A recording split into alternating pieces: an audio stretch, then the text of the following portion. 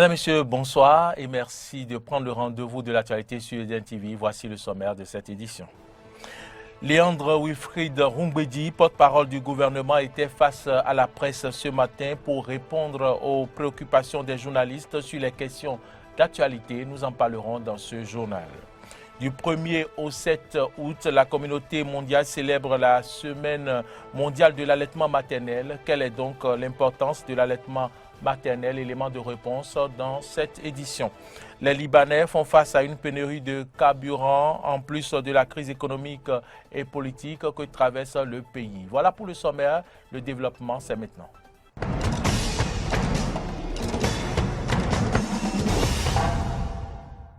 Merci à toutes et à tous de votre fidélité. Bienvenue dans ce journal. Je vous l'annonçais en titre, le secrétaire général adjoint et porte-parole du gouvernement était face à la presse. Ce matin, il s'agit pour Wilfried Léandre Rumbedi de répondre aux préoccupations des journalistes sur les questions d'actualité. Clémence Tonoucoin et Fiacre Voitan pour le compte-rendu.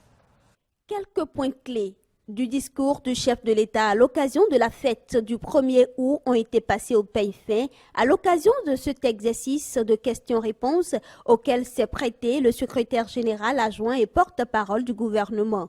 Au sujet de la volonté du président Patrice Talon de décentraliser les communes, Wilfried Léandre Rumbedi a apporté des explications en ces termes. Les 5 dernières années où on peut l'observer, les grandes infrastructures, les grands travaux entrepris dans nos communes sont le fait de l'État central.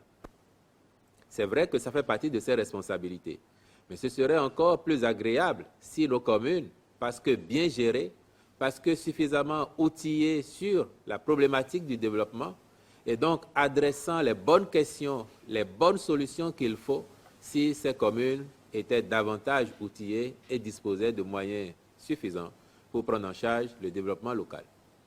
Certes, des efforts ont été faits. On sait qu'il y a eu des plans de développement communal. Mais la pratique au quotidien et au fil des années laisse encore à désirer. Voilà pourquoi l'ambition du gouvernement, c'est effectivement d'engager une réforme ambitieuse au plan de la gestion surtout, pour ne pas dire de la gouvernance de nos communes, au plan des moyens dont elles peuvent disposer afin de leur permettre à terme de devenir plus efficaces, plus pertinentes dans l'action au profit des populations et donc, in fine, d'offrir de meilleures conditions de vie à nos populations. L'autre préoccupation au menu des échanges était la libération des espaces publics en cours dans les communes d'Abomey-Calavi et Cotonou. Les confrères ont fustigé l'abus de certaines forces de l'ordre qui interdisent aux citoyens de stationner devant les boutiques pour faire des achats au motif que ce sont des instructions du chef de l'État. Voici ce qu'en dit le porte-parole du gouvernement. C'est déjà arrivé il y a quelques années avec un autre corps. On leur a demandé de corriger certaines pratiques et après avoir causé des désagréments aux populations, quand les populations se rapprochent d'elles, elles leur disent c'est le gouvernement qui a demandé ça, c'est le chef de l'État qui a demandé ça. Bon, ça ne fait pas responsable de leur part, c'est pas bon. Mais après, que dit le code de la route quant au stationnement ou quant aux arrêts? Chacun peut aller revisiter son code et voir s'il est en règle avec le code, dire au policier non, voilà ce qui est prévu dans le code, mais très respectueusement. Ou alors, le policier a une bonne raison, parce qu'il y a une opération en cours, comme vous dites, de demander de ne pas se stationner là. Pour autant, moi, je chercherai à saisir davantage de quoi il s'agit, et ce n'est que ça qui me permettrait peut-être de bien comprendre votre préoccupation et plus tard d'y apporter la meilleure réponse possible. En ce qui concerne les vacances des membres du gouvernement, le porte-parole a rassuré de ce que les dispositions sont prises pour assurer la gestion des dossiers urgents de l'État. Le ministre d'État chargé du développement et son homologue des enseignements secondaires techniques de la formation professionnelle ont procédé ce matin au lancement d'élaboration de la stratégie nationale de relance, du document d'élaboration de la stratégie nationale de relance de l'enseignement secondaire général au Bénin. L'événement a eu pour cadre un hôtel de Cotonou. Le point avec Carnot François Rumbedi et Jean-Baptiste Boucon. L'une des priorités du gouvernement est l'amélioration des performances de l'éducation comme base de développement national. Sur cette base, le gouvernement, par le biais du ministère de l'enseignement secondaire, technique et de la formation professionnelle, s'est donné comme ambition de doter chacun de ces systèmes d'une stratégie de développement. C'est dans cette optique qu'il s'avère nécessaire de doter l'enseignement secondaire général d'une stratégie globale pour assurer un pilotage cohérent, efficace, rationnel, en cohérence avec les orientations du gouvernement. Cette stratégie ambitionne d'assurer le développement de l'enseignement secondaire général en harmonie avec les orientations du gouvernement. Ce document lancé vise plusieurs objectifs. Premièrement, fournir la main-d'œuvre qualifiée pour la mise en œuvre des projets d'investissement structurants entreprises dans notre pays. Deuxièmement, tirer profit des opportunités d'emploi qui se dégagent de la matérialisation des projets et investissements. Troisièmement, garantir un ancrage dans la nouvelle structure économique. Et quatrièmement, enfin, assurer l'éclosion d'une économie du savoir dans l'intérêt aussi bien du pays que de la sous-région. D'autres réformes sont en cours dans l'enseignement secondaire général. Il s'agit de la réforme de l'éducation de base, la réforme du socle commun de compétences et de culture, la réforme de la vie scolaire, la réforme sur l'introduction de l'anglais et celle sur les alternatives éducatives. Je vous l'annonçais en titre, chaque année du 1er au 7 août, la Semaine mondiale de l'allaitement maternel est l'occasion pour des organisations, des associations, des hommes et des femmes dans le monde entier de soutenir, d'encourager et de protéger l'allaitement maternel. Et quelle est donc l'importance de l'allaitement maternel? Élément de réponse dans ce reportage de Carole Olaye. Clinique Saint-Vincent-de-Paul de Cotonou un jeudi matin. Surprise ici en train d'allaiter son enfant, Adjoa, une mère de 34 ans, dans l'attente d'une consultation pédiatrique. Un acte, l'allaitement maternel, si cher à la communauté internationale qu'elle consacre la première semaine du mois d'août de chaque année, Semaine mondiale de l'allaitement maternel. Pourquoi accorder une si grande importance à cette action? Quelle importance pour le nouveau-né? Carmen Agondanou, gynécologue obstétricienne, explique. C'est le seul aliment parfaitement adapté aux besoins de l'enfant et qui a une valeur spécifique de la mère pour son bébé. Il contient beaucoup d'éléments qui vont participer à la croissance adéquate de l'enfant. Les bébés allaités, on remarque chez ces bébés qu'ils ont vraiment un risque moindre de gastro-entérite. Les bébés ont également un moindre risque d'infection respiratoire, c'est-à-dire les bronchiolites, le rhume. Quand le bébé tousse, la toux, il peut être aussi associé à une réduction de la mort subite chez l'enfant. Nous pouvons aussi dire qu'il a un effet protecteur dans le cas de certaines maladies inflammatoires, les maladies de la peau, les eczémas. Nous appelons ça eczéma, c'est-à-dire de certaines inflammations de la peau. Autant d'avantages qui permettent au nouveau-né de croître normalement. L'allaitement maternel procure aussi bien de bénéfices aux femmes allaitantes. L'allaitement maternel réduit considérablement le risque de cancer du sein chez la maman.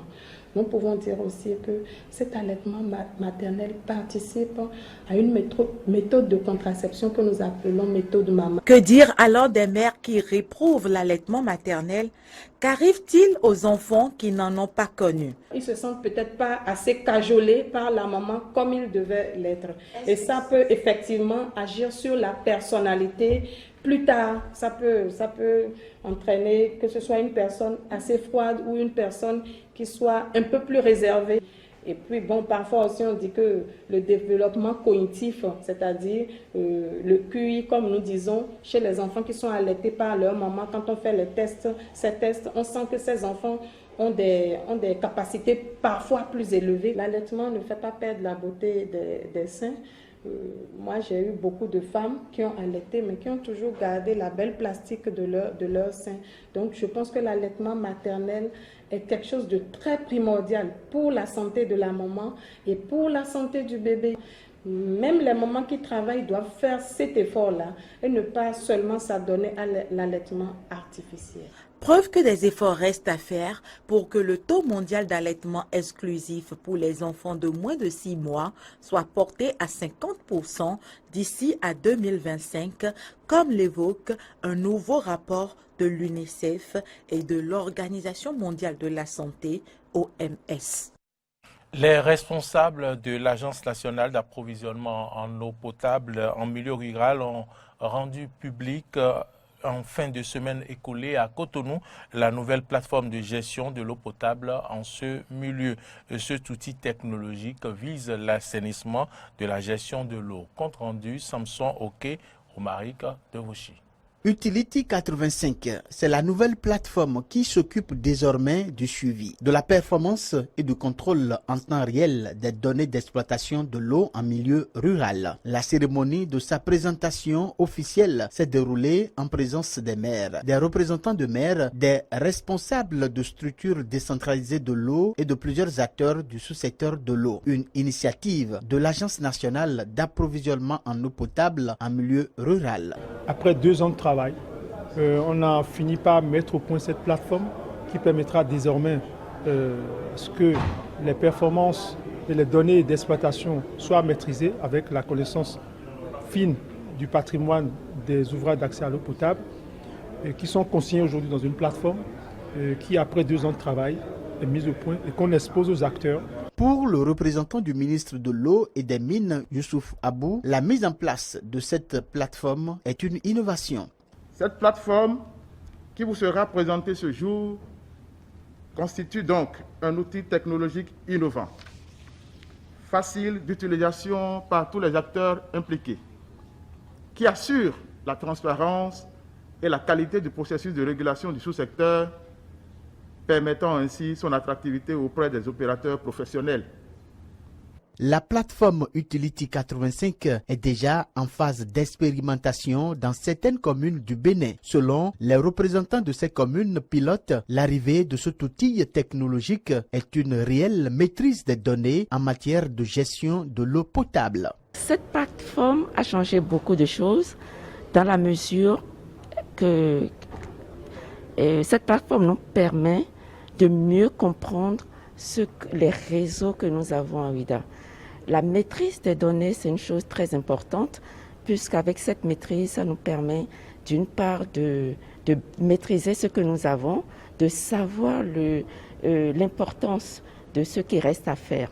Donc, avoir des données nous permet de ne pas naviguer à vue. Cet outil nous permet vraiment de savoir qu'est-ce que nous faisons, quel est l'âge de nos installations. Et ça permet donc également de prévoir un peu le futur dans la gestion de tout ce que nous avons comme infrastructure d'approvisionnement en eau potable au niveau de notre commune. Donc, la mise en place de cette nouvelle plateforme a duré 2 ans. Elle prend en compte toutes les autres communes de ressort du périmètre rural, à l'exception des 3 communes à statut particulier, à savoir Porto Novo, Cotonou et Parakou. La libération des espaces publics à Abomey-Calavi a démarré il y a une dizaine de jours. L'action vise à assurer la libre circulation et la sécurité des personnes et des biens. Mais cela n'est pas sans conséquence sur les activités des occupants de ces espaces publics. Clémence Tonoukon et Jean-Baptiste Boucor sont allés à la rencontre de quelques-uns. Suivez plutôt le reportage. La commune d'Abomey-Calavi subit depuis quelques jours la loi sur la libération des espaces publics. L'opération de déguerpissement des trottoirs suit son cours avec son lot de conséquences sur les activités des personnes déguerpies. Le matériel de visite que nous avons, comme par exemple les drapeaux, les parasols, qui permettent aux clients de savoir que nous faisons telle opération, ils nous ont dit qu'ils ne veulent plus voir tout ça là.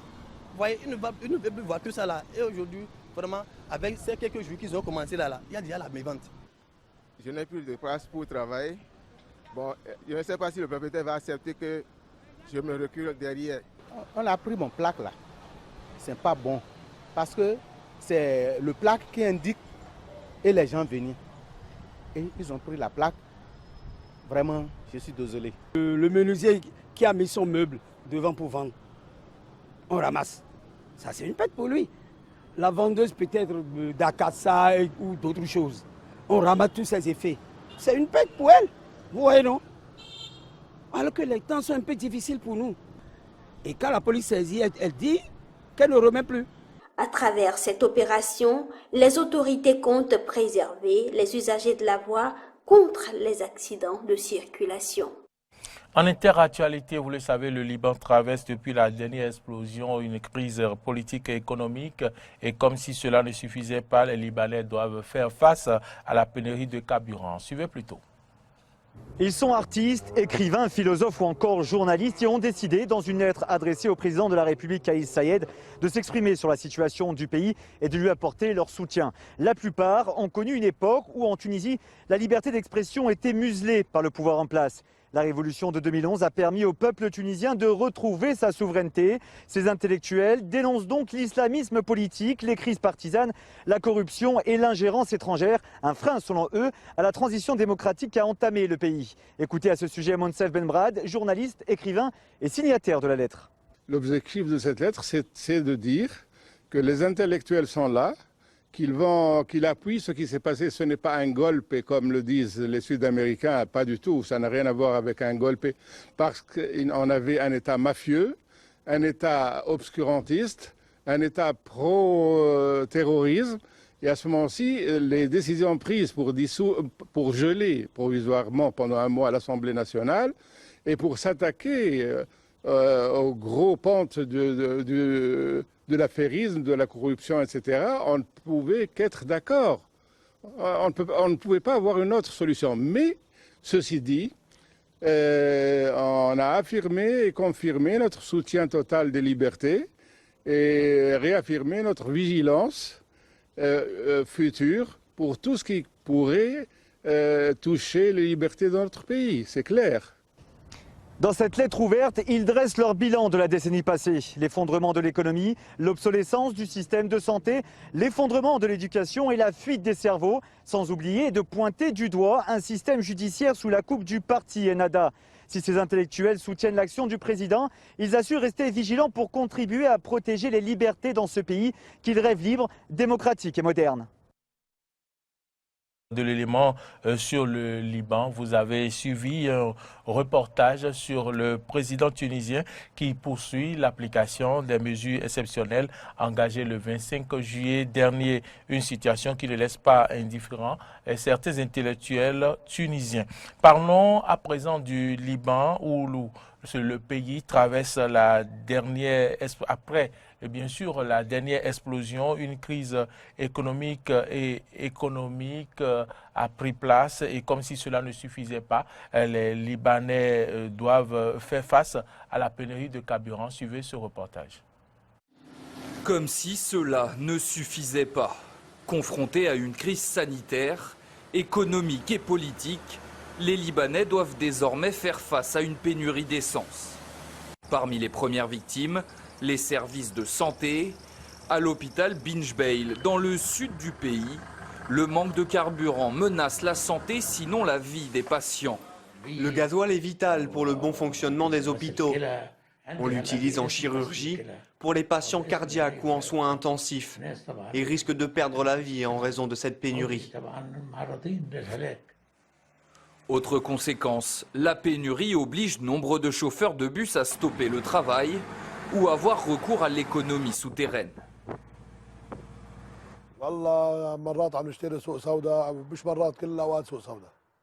Parfois, nous achetons de l'essence au marché noir. En fait, on le fait tout le temps. On doit travailler pour nourrir nos familles. Voilà pourquoi nous achetons au marché noir.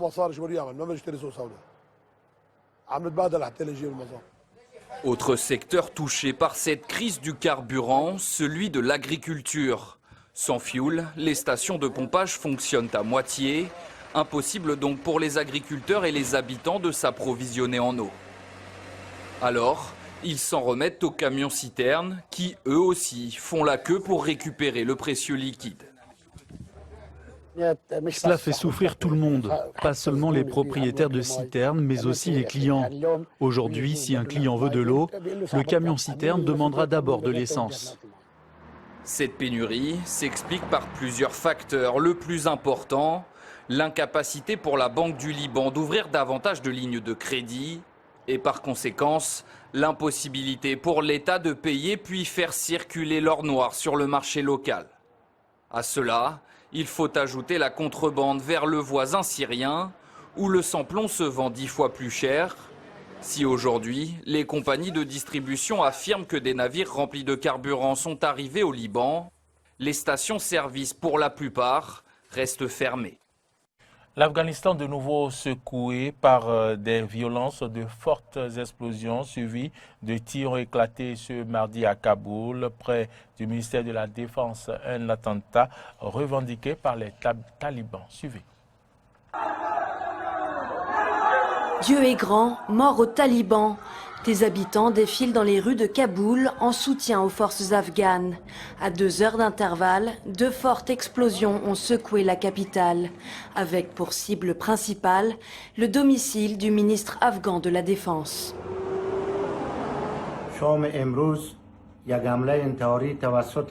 Ce soir, des terroristes ont mené une attaque suicide contre ma maison. Grâce à Dieu, cet incident n'a pas fait de dégâts contre moi ou contre les membres de ma famille.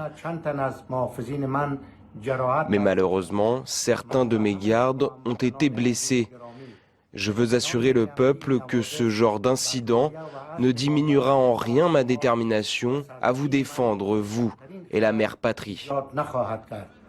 Un attentat revendiqué le lendemain par les talibans qui ont menacé de mener de nouvelles attaques contre des hauts responsables du gouvernement. La nuit dernière, une attaque suicide a été menée contre la résidence du ministre de la Défense par un groupe de moudjahidines équipés d'armes légères et lourdes. L'attaque est le début d'opérations de représailles contre les dirigeants de l'administration de Kaboul qui ordonnent des attaques et bombardements à travers le pays contre des civils. C'est la première attaque à Kaboul d'une telle ampleur depuis des mois. Un attentat au cœur même de la capitale qui a été fermement condamné par Washington. Nous condamnons sans équivoque le bombardement et nous continuons de soutenir nos partenaires afghans. Nous nous joignons à l'appel des talibans et de toutes les parties à mettre immédiatement fin à la violence, à accepter un cessez-le-feu permanent et global et à s'engager pleinement dans des négociations de paix pour mettre fin aux souffrances du peuple afghan. Ces percées talibanes dans les villes se multiplient dans le pays. 3 capitales provinciales sont actuellement prises d'assaut par les insurgés. À Lashkargah, ville de 200 000 habitants, des affrontements ont fait près de 40 morts en une journée. L'armée afghane appelle les habitants à évacuer. À l'heure où tout le pays semble un peu plus s'enliser dans la guerre civile, le président afghan Ashraf Ghani a imputé ce lundi la détérioration de la situation sécuritaire au retrait précipité des troupes américaines et de l'OTAN, désormais achevé à plus de 95%. Madame, Monsieur, c'est ici que se referme ce journal. Merci de l'avoir suivi. Bonne suite de nos programmes à toutes et à tous et à demain.